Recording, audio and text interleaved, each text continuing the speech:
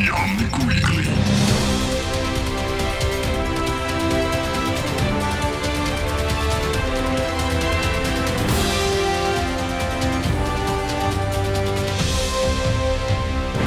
Welcome everyone, it is Sunday, December 3rd, and this is episode 161 of the Omnic Weekly.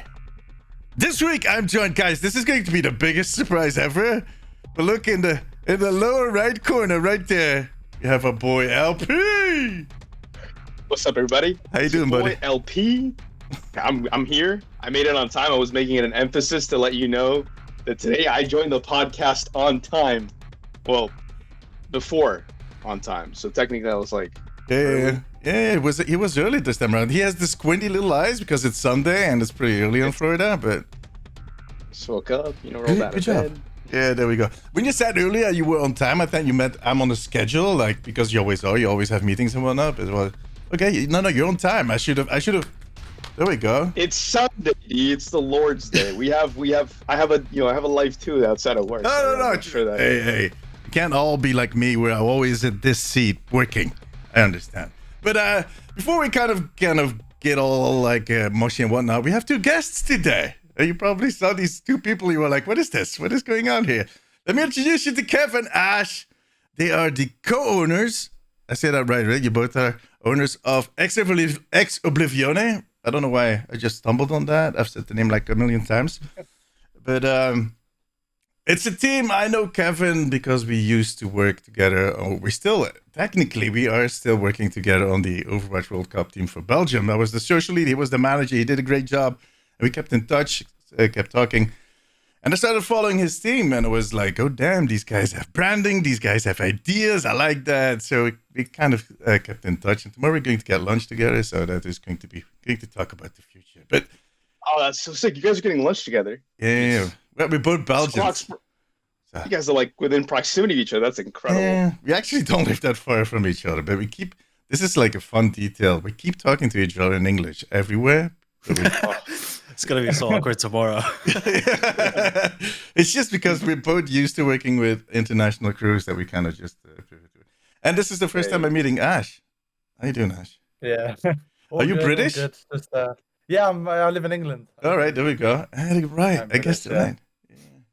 Yeah. But I wanted to invite you guys. I want to talk to you guys first off because I want to kind of expose our listeners and everybody around us to your team, because I think this is kind of the future that we need to look at. But that's exactly it. I wanted to talk about the future of esports with you guys because LP has a long history. I'm going to let him tell the story in a minute himself, how we kind of came in touch. But yeah, the Overwatch League came to an end. And I've been talking with Kevin, like chatting, and we both have kind of an idea of what should be happening. And I thought it's a good idea to bring all of these people together and kind of talk about what we think could be the future of esports. But LP, I'm going to let you tell the story. This is almost like they could make a Disney movie out of how this guy made a career out of esports, and how we're not going to elaborate on what happened just before the stream, but how he got into this position.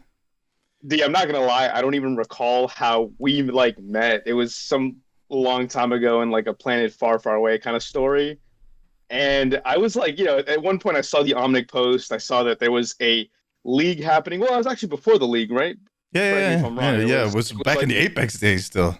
It was back in the Apex days. Yeah, we met, and he needed writers for the Omnic Esports, which were the online journal, the online news publishing website. And at the time I didn't have a PC. I was just writing articles off of my phone. And I was really falling in love with the whole concept of like the Overwatch League and the regional esports. And it just happened to be that, I was in the backyard of Florida Mayhem. So, one fateful morning, I woke up to a watch party that was happening locally. And to me, that was like, I need to go. I need to attend. I need to see what's happening. Because I had created an Instagram account with like a Mayhem fan club. At the time, I didn't know what I was going to call it. I just called it like Mayhem fan club, which ended up evolving into the Chaos Crew. And that was like the first, I guess, unofficial but official fan club for watch parties, which I don't know if you guys have heard, like the NYXL had like the 5 Deadly Venoms. The Shock had the Shock Waves. It was that style of gathering of fans to watch their teams play. And I just became like like the flag bearer of the Chaos crew. And one day, I just after about a year of just traveling from city to city, Miami, Orlando, West Palm Beach, I just received a phone call from like Mr. Ben Spoon, and he was like, "Hey, you want to be part of the event team for the Florida Mayhem?" And I just shit my pants that day, and I said yes. And then 5 years later, I'm here as a talent manager for the Overwatch League and Misfits in general, like talent roster. Yeah, and you can take that flag bearer thing really literally because he used to have this really yellow pickup truck that had a huge Mayhem flag on it. So it was kind of Yeah. So back when we were like the McDonald's team, I also like strategically, but not strategically planned to have a yellow truck where I would just have a giant yellow flag with the Florida Mayhem logo on it. So yeah. everything worked out perfect. That's why we call him a resident Florida man because of those stories. But so awesome, like it's just the way we saw him grow. Like I remember the day that he came to me and he was so passionate that, like he said, he was typing articles on his phone. Just I don't know. I'm not going to ask any questions where he was sitting at that point, but I think it was the toilet, and he was just typing these articles, and he was so passionate about it. And then look at him now. So. But this is his story. I know this story, but I'm really curious, Kev and Ash, to kind of hear your story because, I mean, like I said at the start, I was just, the thing that kind of triggered me about your team is you kind of have your ducks in order, so to speak. You have your branding going out. You have these ideas. You have the different teams. I'm going to be completely honest. I'm not 100% following with all the different teams of what is going on and what the structure is exactly. Kev tried to explain it, and I was going to ask him tomorrow during lunch, like, dude, you need to kind of map this out for me because I just see all these different names. But how did you guys come together and start your team out? I mean, I guess if you want to follow it in chronological order, it should be me first and Ash that explains, because Ash has only been here for like the past year. I think we can round it up to about a year now. Yeah. But EXO was founded in 2019. After I initially started as a player for a local Belgian team.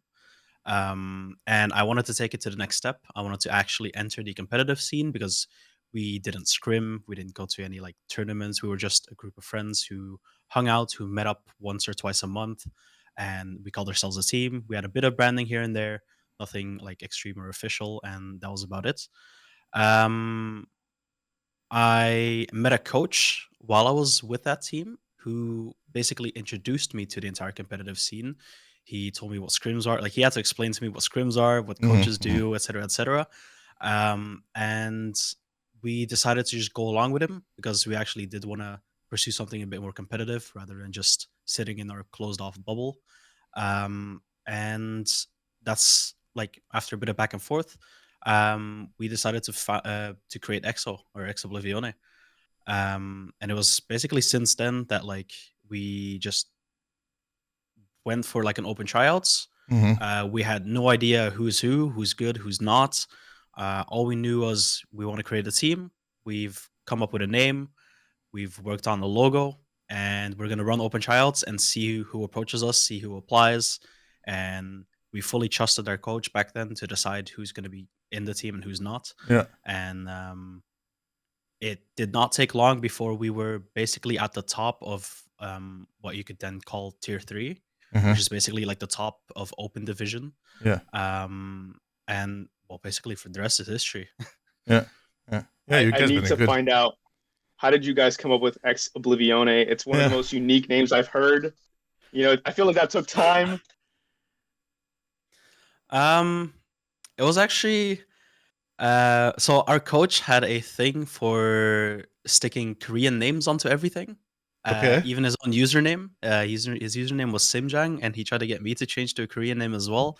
And while we were brainstorming for names, we thought like, well, if we pick something Korean and just type it out into actual letters rather than symbols, it would look kind of awkward or difficult to pronounce. And then we just somehow diverted into Latin names instead. And then we decided like, okay, what would kind of suit us? And then we were looking at different, I think the first thing we looked at were colors. And we ended up on purple. And then we looked at what's the closest thing that could resemble the color of purple, or actually blue back then. And void was the theme that came up to us. And so we started typing and translating random words that resembled voids, and somehow ended up with Ex-Oblivione because it means from the void. So cool.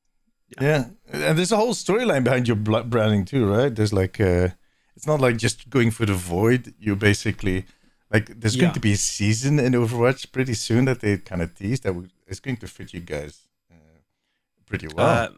Yeah, so once we started thinking of the different teams that we have currently, so skip a couple years until like a year or two ago, when we decided to come up with, for example, Hypnos or Azathoth, our Calling All Heroes team, we basically looked up Ex-Oblivione and found out that there was an author called H.P. Lovecraft.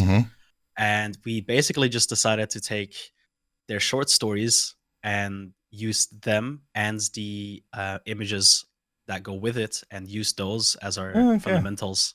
So Hypnos is a short story, Azathoth is a short story, and then we just looked at the colors and see which ones we could match. Yeah, that's kind of interesting. I always thought it was like the other way around because I'm kind of like H.P. Lovecraft is one of my favorite authors in like the whole Cult of Cthulhu thing and whatnot. So but it's just kind of went the other way around. That's kind of funny to hear you come up with a name and you kind of just Google like, oh shit, this dude made all these kind of funny looking monsters. All right, let's go. Pretty much. Yeah. But that's what I kind of like is you come to this point, like the way you have been thinking about your branding and how you use colors and whatnot. Look, I'm a designer. If I hear shit like that, I just get really excited and I kind of recognize that immediately. So that was already a big plus. And I think for me personally, that is kind of the impression I get from you guys is that you think about these details. And but when did Ashh join the team then? Like a year ago? Yeah, about a year ago. It was actually a pretty funny come up because I reached out to Kevh about, I think it was like a year and a half ago or something like that. I used to be part of another org called Uscrim. We created two teams basically. We competed in tier 3, so similar come up to Kevh, but a little bit further down the line. We were one of the best teams in tier 3. When it came to 1, we came, I think it was 7th in OD. And then that was the point when I was like, hey, Kevh, I see what you've done with EXO. I see all this kind of stuff. At that point, I'm a pretty avid follower of EXO. I admire it and all that kind of good stuff. So then I asked him, I'm like, hey, are there any things that we could work on to do better? Any tips that we could have? Any ways that we could streamline some stuff? Sort of stuff like that, basically, ways to just be better. And then flash forward a little bit, the next competition, we had Dive Party. Our roster ended up winning the competition. I think it was like a 4-2 win versus Semper Shock in the final. It was great. And then from that point, I then reached out to Kevh. I said, hey, Kevh, we've won Dive Party. What do you think about potentially making an academy team with like me and some of my staff? Then he was okay with the idea. He was up for it. I then had to propose something very nice, something well thought out, and then he said yeah. And then we basically just started working together from there. And then that was where the birth of Hypnos is, where we used to call it Exo Academy, and then came up with the name, the color scheme, and everything of the sort. Nice. So that was about a year ago. You basically adopted him. Yeah, no, go ahead. You go ahead. I'll talk to Kevin. It was urgent, clearly. It was ding, ding, ding, ding, ding, ding.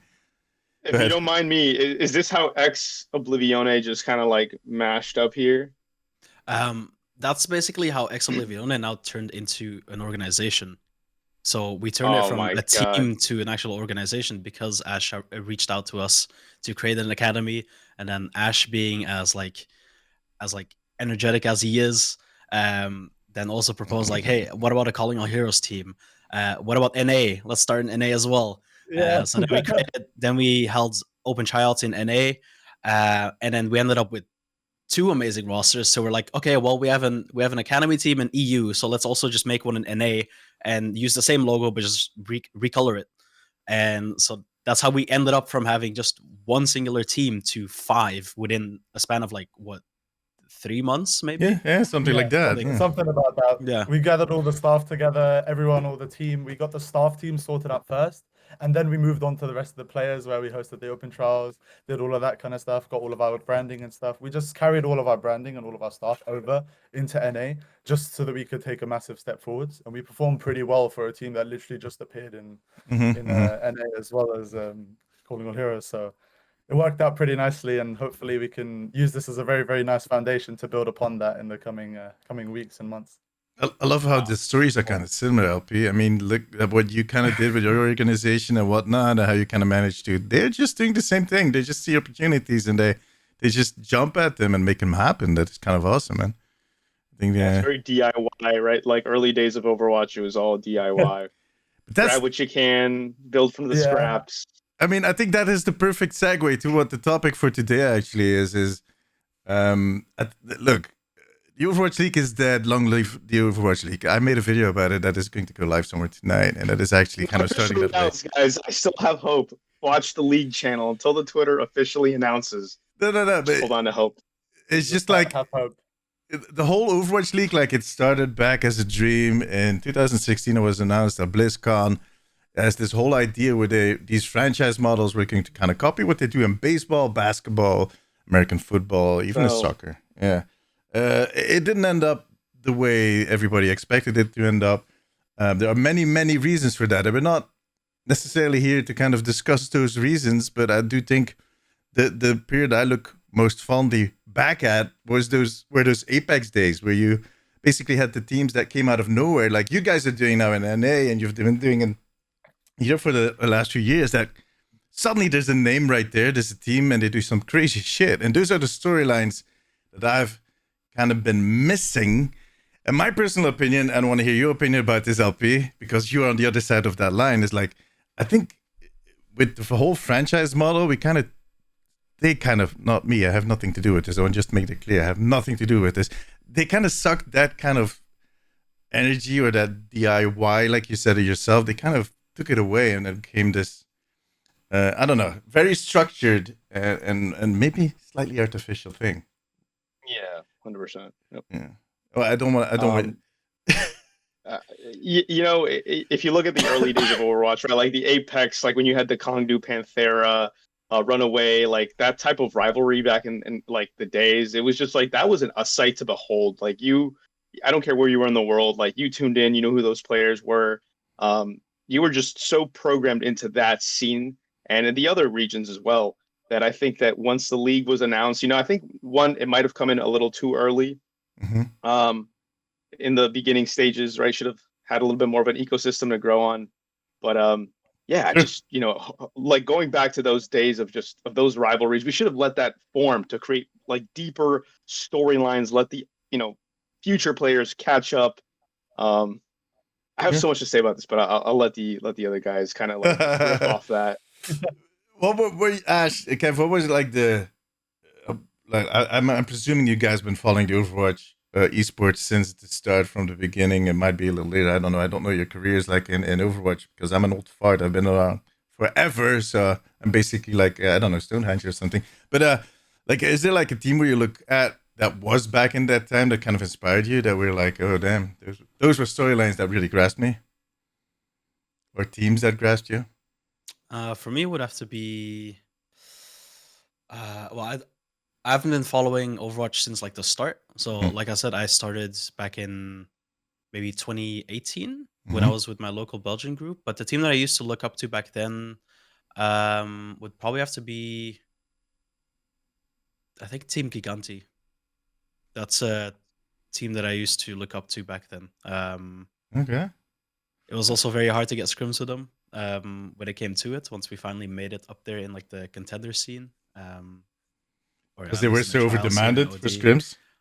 I mean, that's scrim booking with teams that are basically out of your league is very difficult. You'd have to hope that they allow you to, if they needed a warm up, that's probably like your best chance to get a scrim with them going, because they desperately need one and they don't want to warm up against their possible opponents. So they look for the tier below, see if they can find a warm up there. But that was like basically our only shot to convince them that they were good enough to scrim in the future as well. So but the payoff was Team Giganti. But the payoff was good, right? If you got a chance to kind of scrim. Once you do, if you've proved yourself worthy, then you could get a couple more scrims in the future for sure. Yeah, definitely. David and Goliath's story right there. Oh yeah, but you know what? That's the thing. Like exactly, it's a David and Goliath. But one day you become the Goliath, and then there's another David that you help. Ash, is there a team that you kind of had that you Well, basically would for have had a me, poster about from on your bed, above your bed, rather?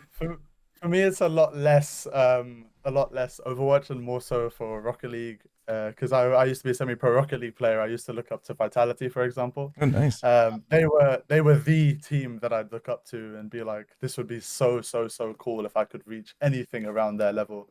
Because in Rocket League they were massive. They were massive. And then we used to just always look up. We used to get some VODs from some of their players that used to come in because we had some connections here and there, and just reach wherever we could to grasp at whatever straws we could to build our foundation, Mhm. go up and up and up and up. And then we hit 1850 back in the day, or I hit 1850, which is, I'd say, probably, I'd argue it's around like top 20, top 50 in Overwatch now, something like that. Me and my teammates we hit around that point. And then my IRL situations kind of stopped me from playing Rocket League much. But then I saw my teammates, I saw the people that I used to hang out around. They're currently now in the Overwatch League equivalent. Oh, And I look damn. up to them and I'm like, these guys are really, really doing well. One of my friends that I'll give an example of is Dejan. He's a coach now for ROCS and APAC, and he's performing really well. And I just look up to people around me that I've been around and seen, and see what they do, and then look up and aspire to be at that Yeah. point at some point in time.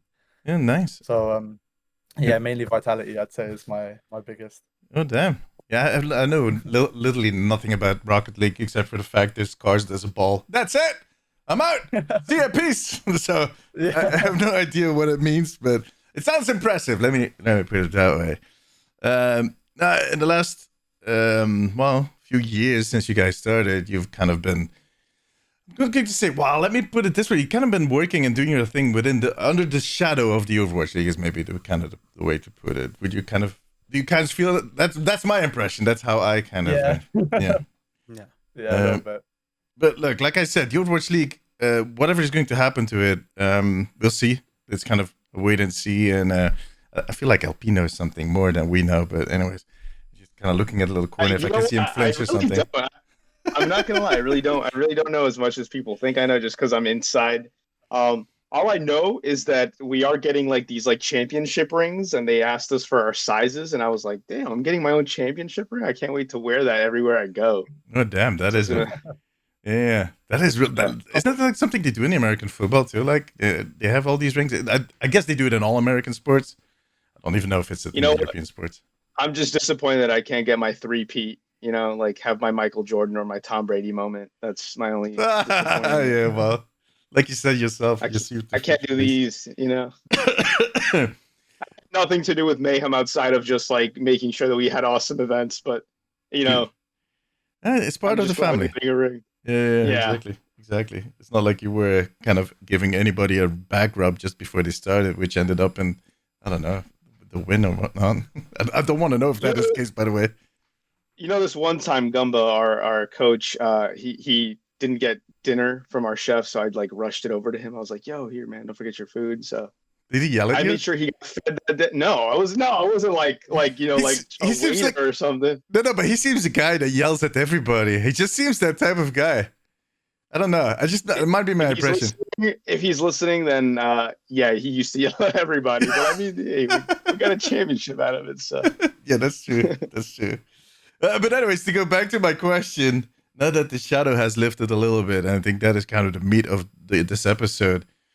What are you guys hoping for? What are you two, both of you, hoping that we'll see happen now? What is going to be the thing that you want to hear from Blizzard and everybody kind of involved there that they're going to be telling you?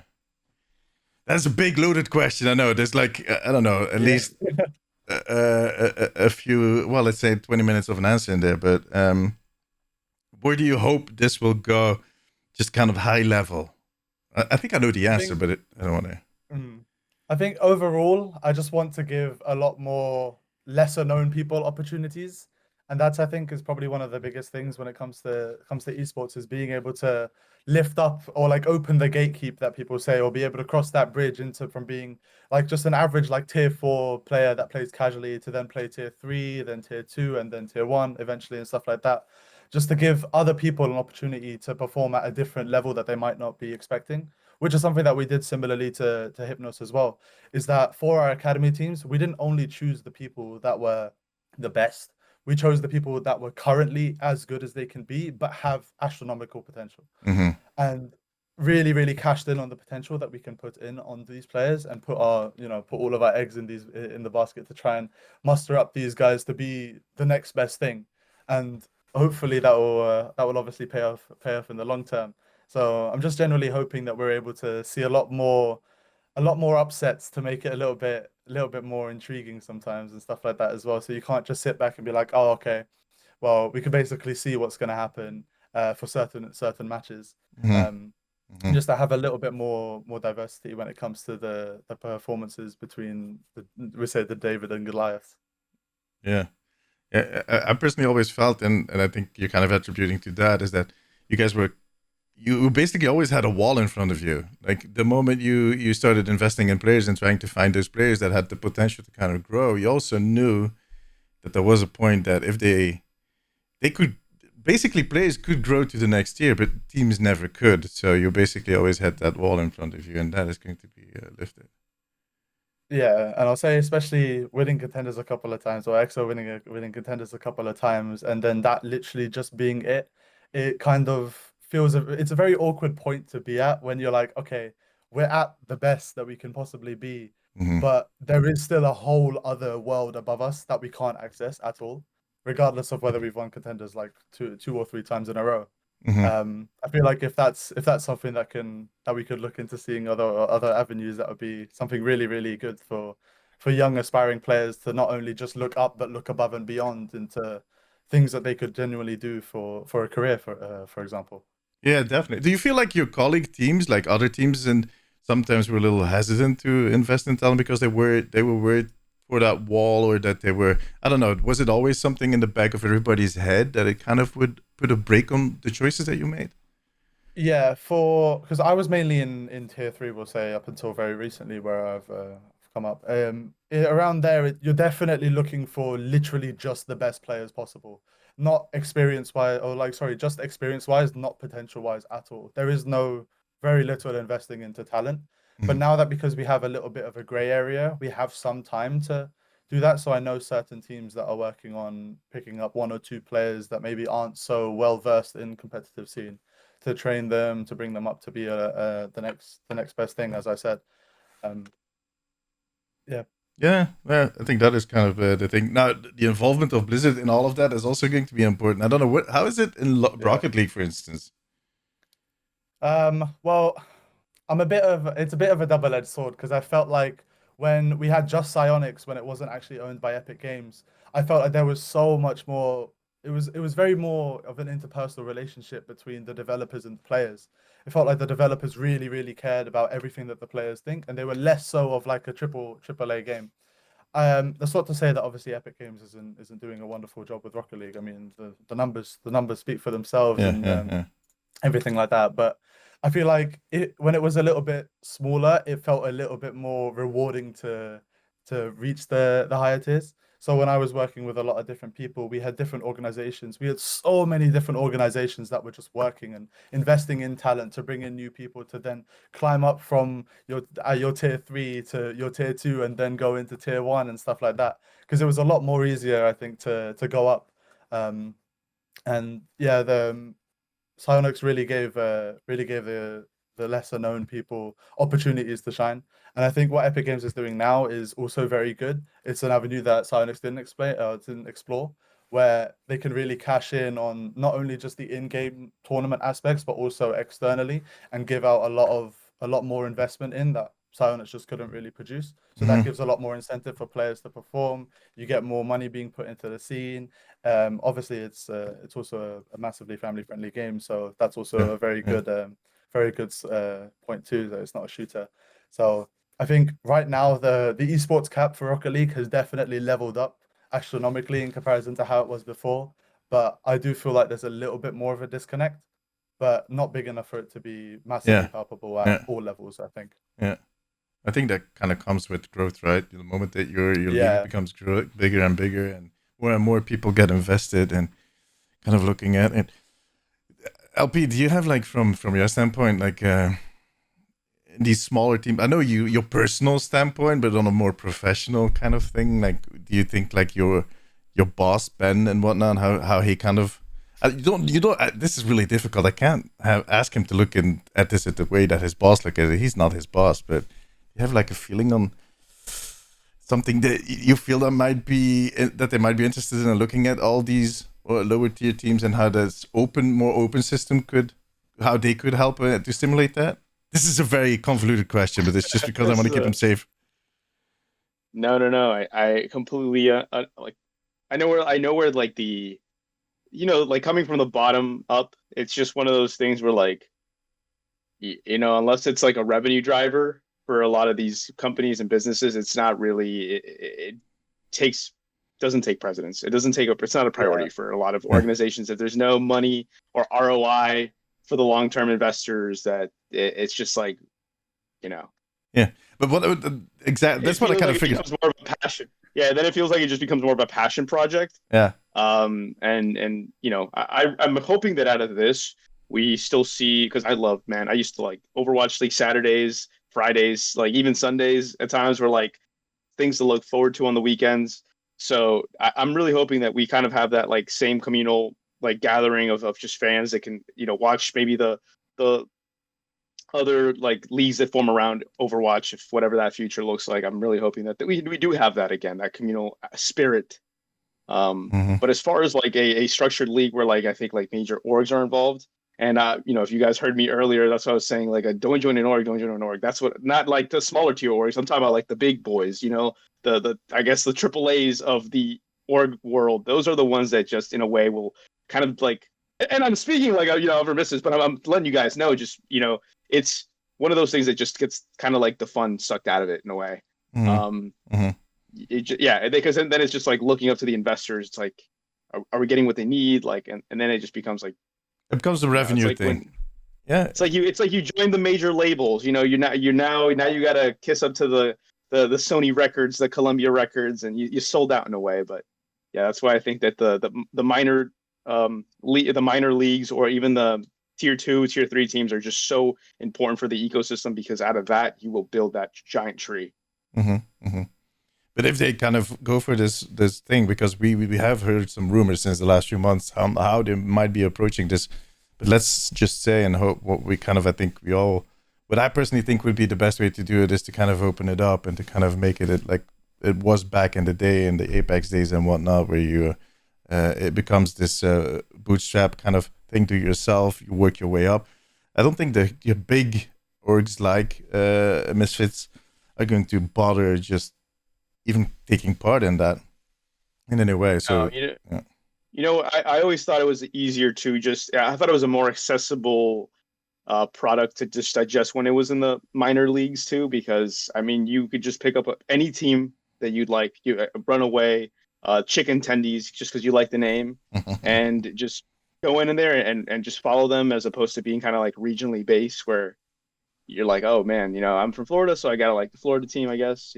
Yeah, definitely. Yeah. I mean, that was the attraction back in the day. It was about the stories and the people, and not as much about the location, which only works if you have enough locations, which was not the case in this. We wanted a Belgian team. I remember we kept riffing on like. Exactly, we have all these players, right, Kev? All these players. No, we don't. Oh yeah, We really don't. Logic's retired. That's right. Okay. Anyways. No Logic's. Shout out to Logic season. But he is a legend, man. Like, I hope that kind of shown through to the audience. But he was really kind of, I'm not going to say the dad of the team, because he's still half my age or something. But he really was there for the younger players, and kind of he was the captain. Definitely, he was really. It was kind of 100%. Yeah, a big loss to the community in general that he quit now. But yeah. We all get to that point. We all get to that age at some point. Now, the rumors I was talking about earlier is that they're looking at these tournament organizers to take things over, like ESL. What is it? It's the new name again. ESL. I'm so bad with names. It's a group now. It's a Saudi Arabia group with a ESL bot. I can look it up. It's somewhere in my. But those were going to take on that is the rumor, at least. They're going to take over Europe and North America. Do you guys have like experience with those type of tournaments? I thought it was going to be Europe only, but maybe I'm wrong. Right. I thought That's the they thing with rumors, of course. Yeah. yeah, because one thing that I heard is that they would maybe do EMEA only, and then Blizzard themselves would focus on the NA side of things, but maybe also just false rumors, maybe. Oh, okay. But regardless of what they decide, I feel like the main issue that we've currently had, even if you look at recent tournaments like Flash Ops, is just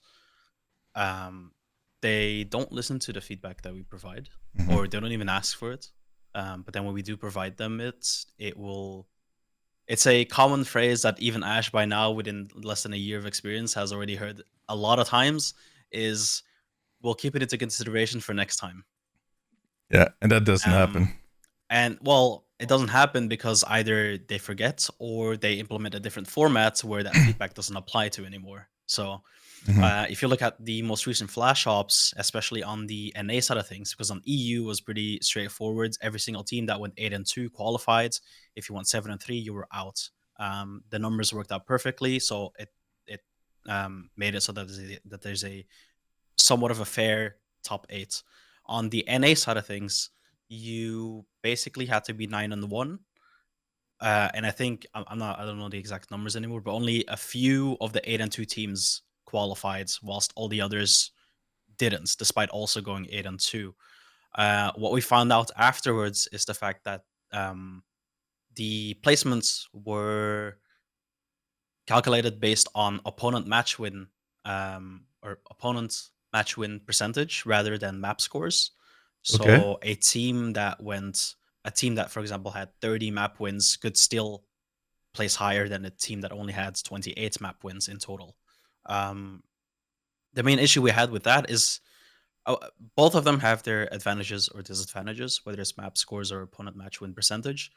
The thing that they forgot to consider is that in all previous open divisions, if you look at 2018, 2019, 2020, I think even in like contenders trials back then, what they used for the opponent match win percentage is that they only took the top 4 teams that they placed, the top 4 teams that they faced. Only that percentage would be calculated, because for the sake for like our for Ex-Oblivione NA, for example, we went 8-2, right? We went 8-2, right? Yeah. Yeah, we went 8-2.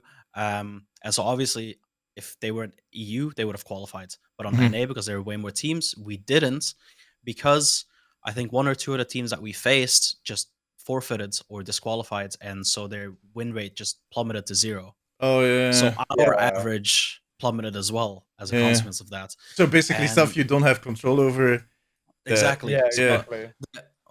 we're okay with the fact that there is RNG involved. You Mm. don't know who you're going to face against. It's going to be automated. There's going to be some sort of system, or it's RNG. But when you implement a second RNG factor, the opponent match win percentage, where you don't know if your opponent's just going to forfeit from now on, or if they just never show up to any of the matches and have a win rate of 0%, it heavily affects your team. And so it makes it unfair. Like, again, like that's twice where your placement is determined by things out of your control. And if they implemented the same rules that they did back then in OD, it would have been a lot more fair, because you only took the percentages or the average of the percentage of the top 4 teams that you've faced. Mhm. So Ex-Oblivione NA faced against the number 1, 2, 3, and 4 team Mhm. in the end seeding, then only that's a very high percentage, Yeah, because yeah, definitely. all Yeah. of them are either flawless or have at most 1 win. So our average would be up in the 90s. Whereas if we faced teams 1, 2, 3, and 4, but then also faced the very last teams of the tournament, the Yeah. average is only going to be around 50%. Yeah, yeah, yeah. Yeah. I mean, in the end, it's just statistics. Like, there's going to be, you need to kind of, well, I can totally understand that it reflects your performance way better if you just kind of been facing the top 4 teams and whatnot, the best teams that you have been facing at least. Yeah, that sounds kind of, and you give them that feedback and you just get the same answer back. Like, yeah, we're going Yeah. to look at it, and yeah, well, And that's it's not something that's only been going on with like the current TOs over at Blizzard, but I think in the previous years we've also had similar like experiences. Like back when EXO was like just one team, not the entire org that we are now, but when we were just one team and we played in contenders and contenders trials back in the day, there were also a couple of instances there, but it was a lot better, I do have mm, to say. Okay. Well, I have actually two questions, but to the new information, like, let's say that what you heard, Kev, is kind of right, that they're going to separate Europe from North America. And I mean, Asia always had their own thing, but Asia is so different and competitive. I think, in my perception at least, NA in Europe kind of can be, well, it has been varying in results, but they are quite close to each other. The fact that Blizzard is going to take NA themselves, that would worry me as a European team, that there's going to be a lot of focus on that and that Europe just becomes an afterthought. Or am I the only one here on the table that kind of feels that way? Am I being a little critical here? Yeah, I think it would. No, If I it agree. actually were to be that way, which again I'm not sure. It's Yeah. only something that I've heard. But if that were to be what's gonna happen, then yeah, I agree with your Yeah. concerns. Yeah, that would not be a good signal to send to European teams, of course. With all due respect for ESL, but Yeah, I can't even say that that would split EU and NA, because as people from EU, I think there's already a visible split in terms of like priorities, for example. Yeah, definitely.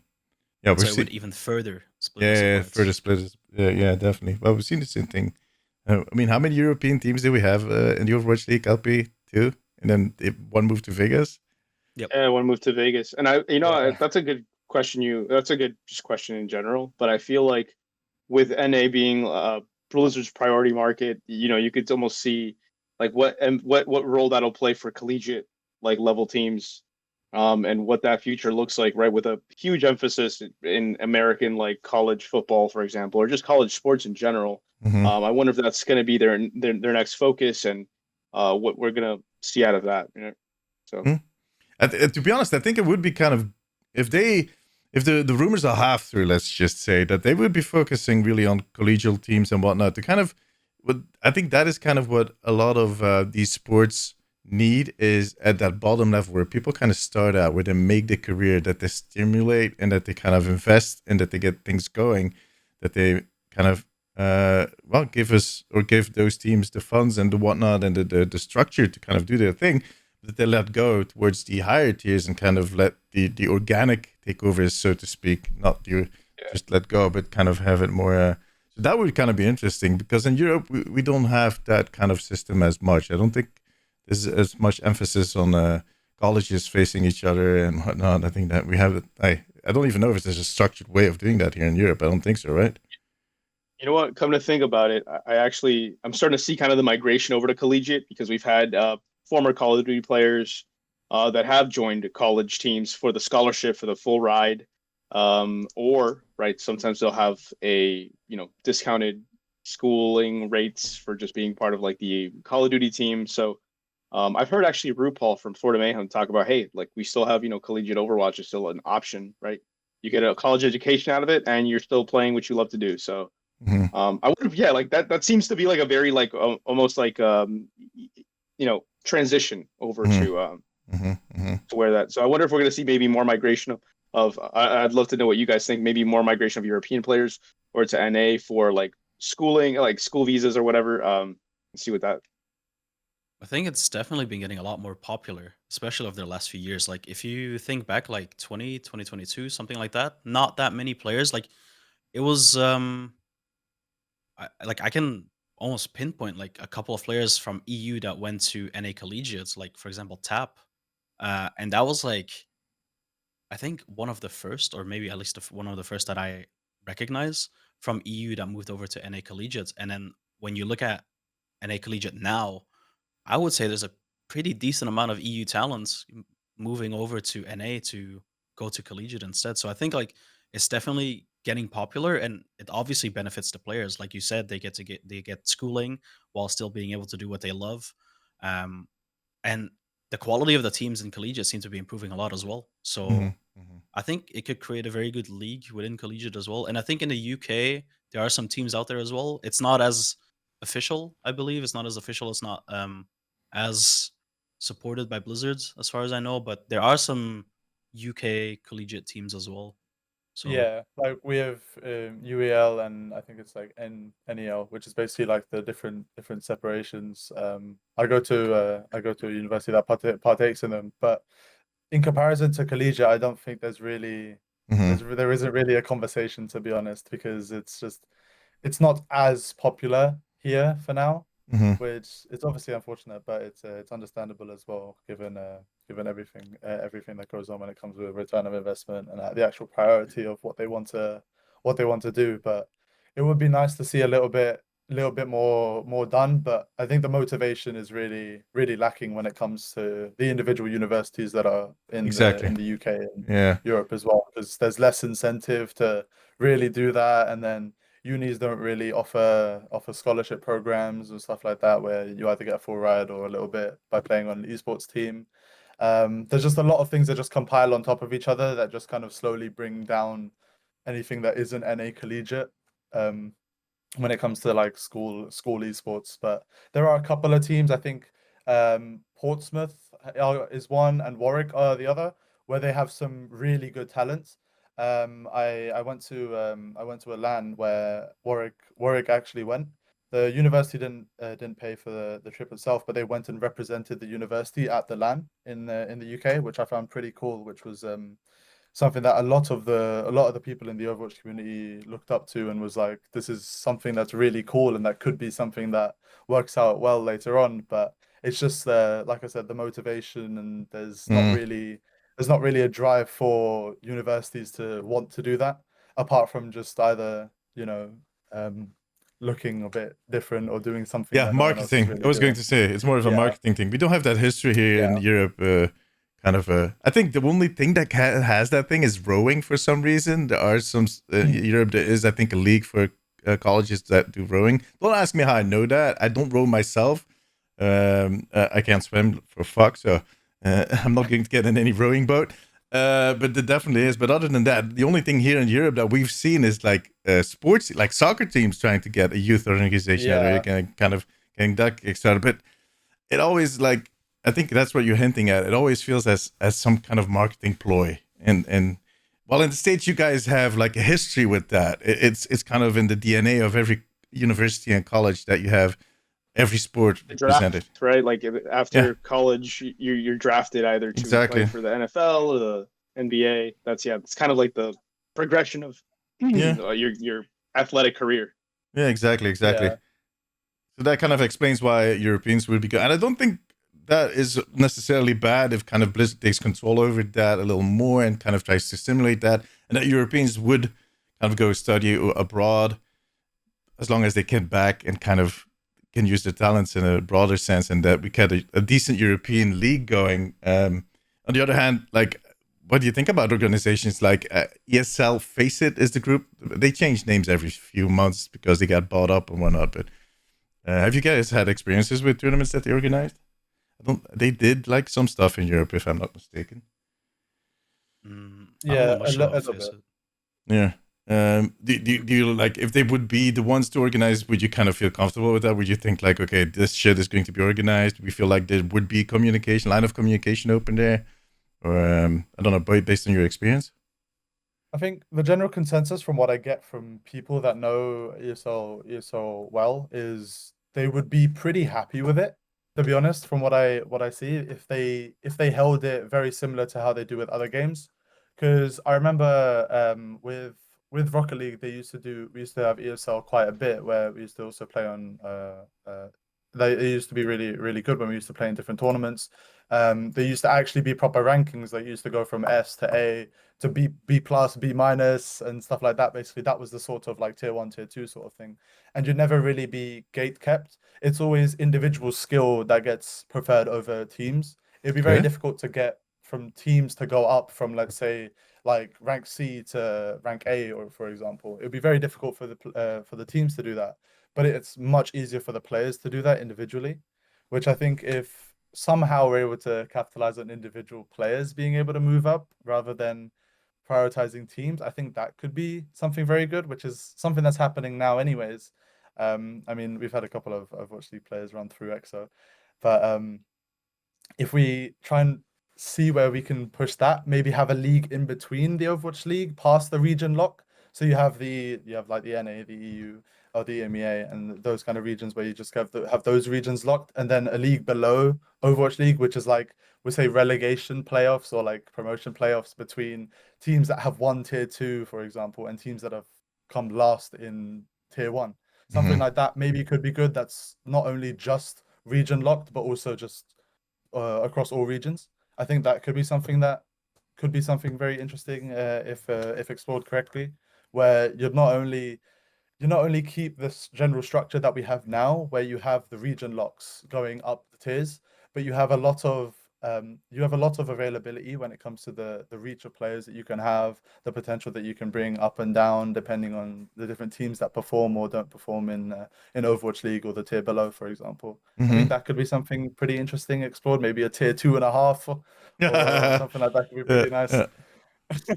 Tier 2.5. If that ever becomes the name, you heard it here first. But I don't think that we're going to. But you said something interesting, That's not gonna catch on. Because you as an organization, you have your teams and you're kind of capitalizing your teams. But yeah, like you said, if you could kind of become more, if I understand it correctly, what you're trying to say is if you become more of an agency rather than kind of a team-based model where you kind of have individual players and they don't necessarily are playing in your team, but you're kind of representing them to be playing in a higher tier team. Is that what you're kind of hinting at?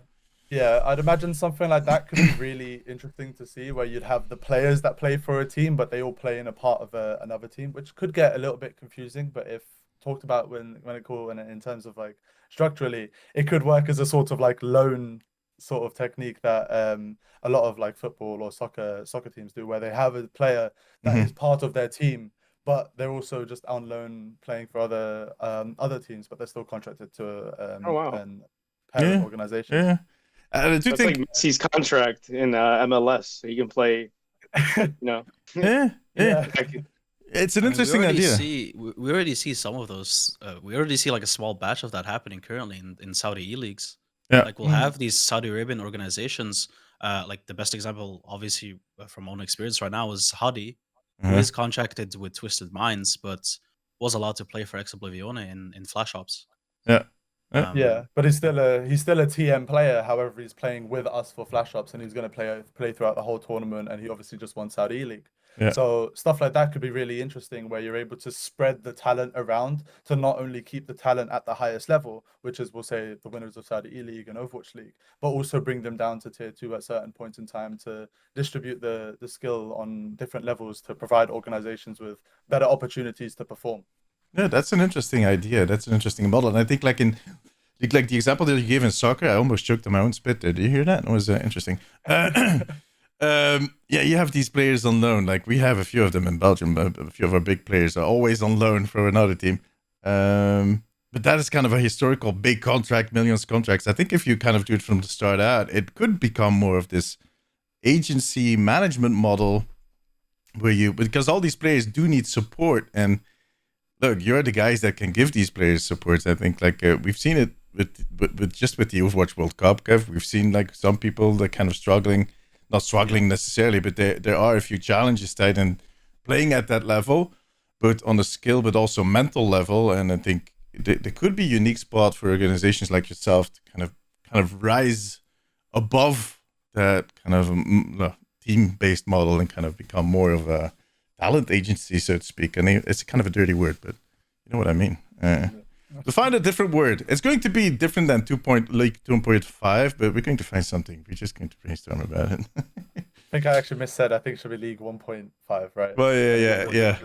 But we got 1.5. But LP, I'm going to go back to the big tiers, the big leagues, right? The triple A's, like you call them, the cells. I mean, that is starting to sound like there is like something to gain. There is revenue to gain in those types of models. Like where I will say that one of the things, I guess, that's kind of the value I see with AAA organizations and teams is sponsorship revenue. As you can see, I'm wearing like SoFi. These are old sponsors. Zaxby's, right? Like we had a sales team that could actively sell in games where when Mayhem would play. You'd see like SoFi flash through, and that's kind of like where the money was kind of rolling in for supplemental to helping the teams run and keeping the lights on, so to speak. Yeah, but that is exactly, once you kind of detach players from teams and kind of start focusing on the players and kind of be their agents, that is where the room, like, I mean, Kevin De Bruyne and McDonald's, like they have their individual deals going, and that is, I think, where there's room maybe I'm just thinking out loud here for the bigger organizations to kind of squeeze in and get there. I mean, I'm always going to be the man of the little people, and I think it would be awesome to kind of see people like Kevh and Ashh do their thing and kind of. But I also think my personal concern about, I think it is going to be awesome if we see it open up again towards the top, and you get this open league. And you guys are, like I said, you guys drew my attention because you have your shit in order, you know, you have your ducks in a row. But I also see a lot of other teams where I'm thinking, what are these guys like? They're shooting in all directions and whatnot. And that is something that Ben and with Misfits and all the other kind of bigger leagues, I'm not even talking about the teams that were owned by big media companies, but those few that were actually owned by other organizations that are active in other esports, brought some value to the table. Was their experience, all their years of experience, and kind of their money, and to kind of they had the vision that shifts occasionally, but and I think that is something that we'll see if Misfits and all the others kind of veer away from it because there's no money to be gained for them. That we'll see. Yeah, it's going to be up to you guys. Basically, that's at least what I'm in saying. the short term. Yeah, I think the short term, if you look at things like Tespa, I think that came maybe as like a precursor to something bigger. I still have hope that, you know, something along the lines will come out to just gather the communities and be like, hey, we're going to be doing a structured type of league, but it's more in the hands of the people rather than the hands of like Activision Blizzard or, you know, well, I'm sure they'll still have a big part in it, but I would hope that they allow the, you know, power to the players kind of thing, GameStop model. Yeah. Personally, I do think, and I love Blizzard and whatnot, but I do think they need to take a step back. I think they kind of need to just give it out of their hands, and they own the IP, and they need to kind of supply a platform when it comes to promotion and kind of getting the community involved. But I do think there's a whole aspect to it, and that is with all due respect to everybody that worked on it. I don't want to kick anybody in the proverbial, well, it's a podcast, I can say that, testicles. But I do think it's kind of where you get the situation where it can evolve and it is grounded within the community and not on their level. It will grow into something beautiful organically and something that a lot of people are going to be behind. I said it at the start, I'm going to say it again, kind of people are looking for stories, and that we had that at the start of the Overwatch League. We had those stories, and I remember me looking at the Houston Outlaws, and then I see the Houston Outlaws now, and I'm like this huge shift from stories to this kind of weird warped thing.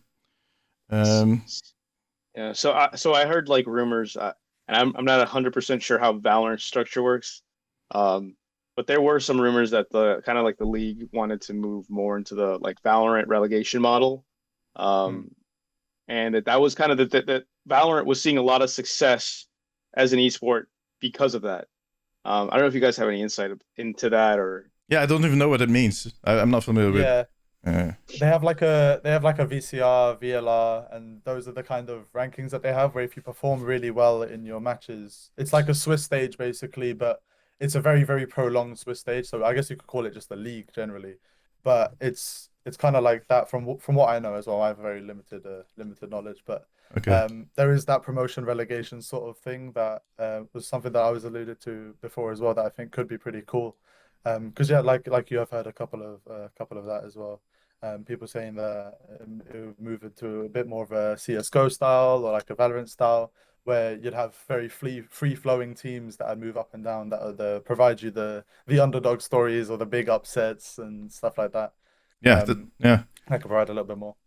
Exactly. And do you think we need a tournament mode in Overwatch to kind of get that kick started and to kind of get that going? Because that has that has been one of the most, like, every time I just mention or I make a video about anything where I mention the tournament mode, the opinions that kind of materialize in my comments are very interesting, to say the least. And I think there's a lot of hunger. Something like CSGO's Face It levels or Face It ranking. I think Valorant also has the tournament mode, don't they? Like they have this whole thing set up now. If I remember, they have in-game. I was gonna refer to I was thinking of League of Legends Clash system. Yeah. Okay. Where you basically sign up as a team, like I think you have like up until the day itself, you sign up with a team, can be different members every single time. You give it a random name, whatever you want to call it, and then you play in like a small 8, sometimes 16 team double elim bracket. That's about it. Mhm. But there's nothing like. Yeah. I guess if you want to take it into a more like serious step or like longer lasting step, then I guess the results of that tournament also determine your If you, next yeah, like yeah. Well, your your next, future yeah, matchups and stuff. yeah, Because in League you can just sign up with a random team and get every single time, so there's no like attachment to it. yeah, yeah. But Yeah, Rocket League does the same thing as well, where they have the internal game tournaments that you can just sign up to 3v3, 2v2, 1v1, just exactly the same as Clash, where you can just sign up with random players and random team name and just kind of participate, win a cup, and then you get a small title that it says like depending on the different rankings you play versus like SSLs, which are the top 500, we'll say. You get like SSL tournament winner, and then you get that as like a small title that people usually represent. I see that in and around a lot. And then it varies from literally the top of the top to bronze, where you can have bronze tournament winners and stuff like that, and they're split into different divisions. But it doesn't have any further step other than just the tournament, and then you just get the title as a Yeah, reward. yeah. That's cool enough. I mean, I feel like it's incentive enough to flex that. Yeah.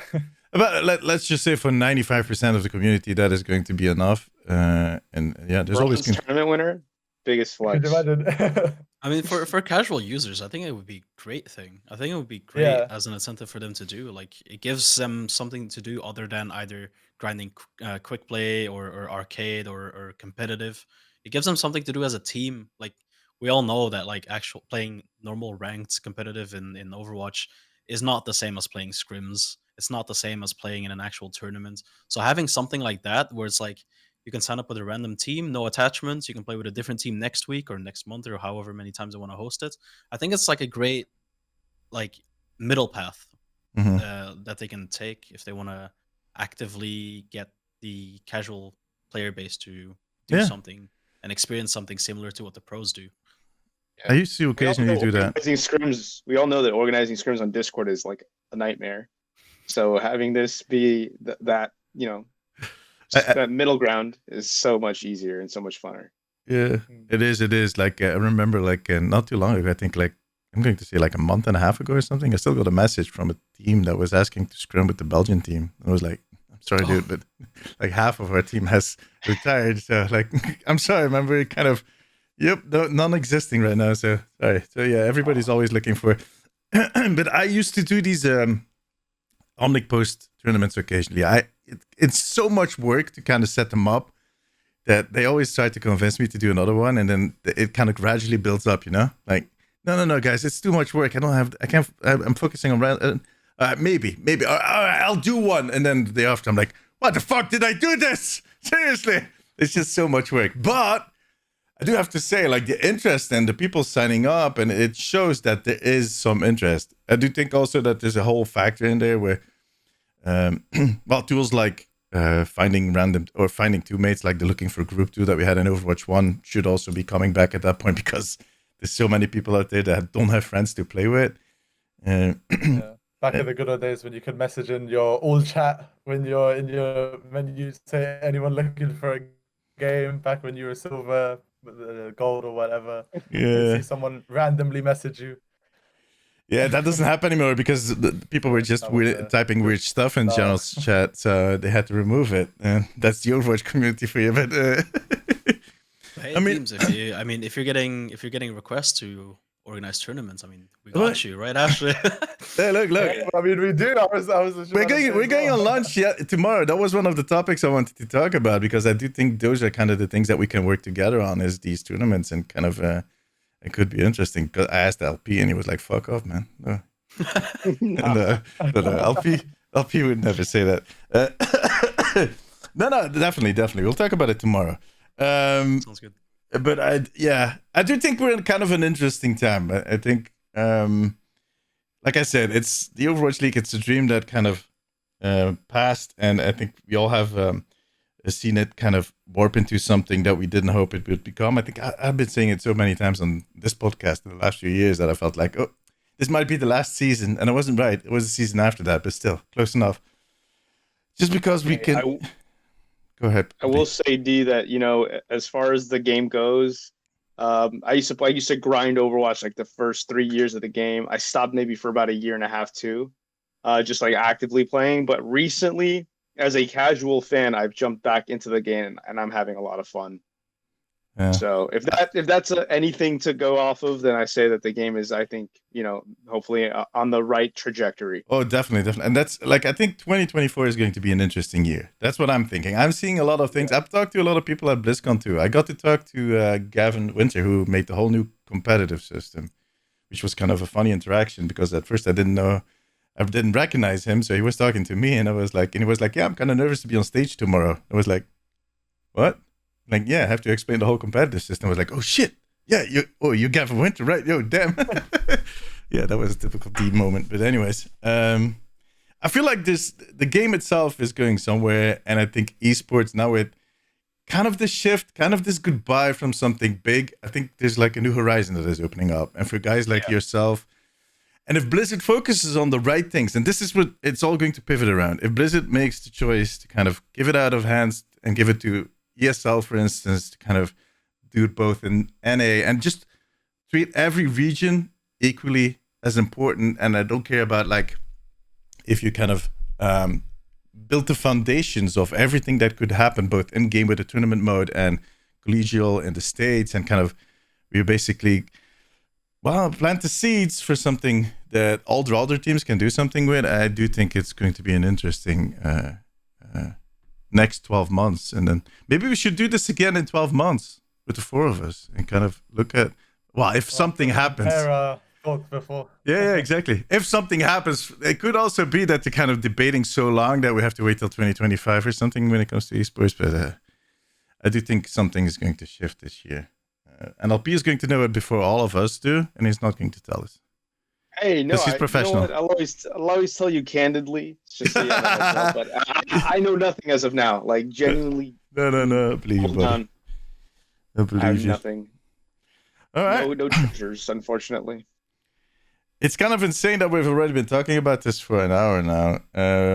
Is there anything you guys, because I feel like that's always my perception. I talk way too much. But is there anything you kind of want to share with our listeners and kind of a message you want to bear out? Apart from check out Ex-Oblivione, we're going to kick ass for the next few years. I mean, I hope that because we've touched the subject a bit in previously, earlier rather. I hope that the teams that are currently participating in tournaments, like the actual known teams, that they actually focus on their branding a bit. Like it's cool and all to have a team suddenly pop up with a funny name and have players out there who are known within the community. But if they don't have actual branding and they don't try to build up like a fan base and produce content outside of their basic rosters and scorecards and all of that stuff, I think if teams actually focused on other things, despite not having any funding, whether it be external or internal, then I think it could motivate Blizzard to actually do something that could benefit us, all of us. Because EXO, we never had financial backing up until like a year or a year and a half ago. And we basically like paid things out of pockets. We obviously, like as unfortunate as it is, we had to like request people to work for us voluntarily. But we still made do with whatever we had and tried to build out as much as possible. And I wish other teams would do that too. I've seen many other teams out there who, like, I'll look at their branding and I'll be like, you guys can do so much more. You guys can provide such better meaning to anything content wise and your branding and just grow out a lot more. And then, I mean, in return, even you could even get better players out of it for your next tournament, because that's one thing that players look at as well, branding. Yeah, they're looking for a home and they're not looking for a meme. I think what you're basically trying to say is like the teams need to mature first before the whole, well, I'm not going to call it the league, but just the ecosystem in general can mature into something bigger. That is a very good point. I mean, as guilty as I am myself, it's always like blame Blizzard for this, blame Blizzard for that, or blame the TOs. But like we also have to do something. Yeah. So I mean, that is exactly the meaning of this grassroots thing, is that it needs to come from the bottom, but it really, everything needs to come from the bottom. You need to take into account the whole spectrum of what a team does and an organization does. And I think that is evolving too. I mean, if the few things that we've discussed today, like focus on players besides focusing on teams and whatnot. Those are things that need to be taken along in the future and that need to be worked on. So very interesting. I'm looking forward to seeing this evolve and any way I can help out to contribute to that. LP, is there anything you want to add, buddy? And just stay on the grind, like I think the game is it's like the old Overwatch is sunsetting, but there's a new Overwatch on the horizon, and just, keep playing the game, because I'm having a great time. I'm enjoying it. Roadhog's been so much fun to play. Being a tank right now. I mean, maybe the professionals disagree, but I'm having a lot of fun tanking right now. Yeah, well, now on Tuesday, Moga is joining the roster. I'm kind of curious to see you play Moga. Oh yeah, that's such a difficult team pronouncing. And just drop me in a link, and I'll join your. You pop up in my stream occasionally, but you never join in on the games. It's so easy. You're still on my friends list. Yeah, but you're on my friends list. You just invite me, and you're invited. Yep. It's simple. All right, you know what? It's a deal. Let's see on stream next time. Hannah has played with us, I think, last week or something. So, all right. I got to play with her, so. There we go. Guys, I think we need to kind of round things up. We've been talking for an hour now. Otherwise, my listeners are just going to kick my ass. Where can both Ash and I mean just the team? Where can people find the team? Where they can they find more information about all 5 of the teams? This is going to be a long list of Twitters and whatnot. Take your pens out. We're plastered all over Twitter. Obviously, I mean we've got Ex-Oblivione on Twitter. We actually streamline our tweets so that we only have 2 Twitters. So we have a Twitter that is for EXO, EU, and NA, but also a Twitter that's for Hypnos, EU, and NA. So that we try and make it so that you don't have to follow 6 or 7 different Twitters to follow all of the different teams. We try and keep everything together so you can just follow Ex-Oblivione on Twitter. Smart. Definitely. And there's some beautiful stickers on the way, so there's something to look forward to. They're being printed as we speak. I've got the prototypes over here. Oh, look at that! The prototype ones. Yeah. And then I think Kev has the newer ones. There we go. There's other logos on the way. The Hypnos logos and the NA versions are on the way. Yeah, and LP, where can people find you, buddy? You can find me on Twitter at Lawnspawns and on Instagram as well. All right. Guys, thank you very much for being here. Before I start pitching everything else where people can find us, it was a pleasure talking to you. Kevin, I'll see you tomorrow. And I mean, give me like 2 minutes to round this up, and then we'll see our proper goodbyes after the podcast. But anyways, you can follow me as DMZTV on Instagram, Twitter, TikTok. Follow the Omnic Post for all your updates on Overwatch on the Omnic Post, Instagram, Twitter, TikTok, and YouTube. And I want to thank our patrons for their support. You guys are all legends. Check out patreon.com/theomnicpost if you want to join the family. You can also follow the Omnic Weekly on Instagram and Twitter or X, whatever. But the best way to do it is just to subscribe on any platform that you're listening or watching this podcast. That was everything I needed to say. Guys, thank you very much for watching, and thank you very much for listening. I don't know what watching is, but I'll see you guys next week. Take care. Bye-bye. I love the guy. Everybody's joining in the salute.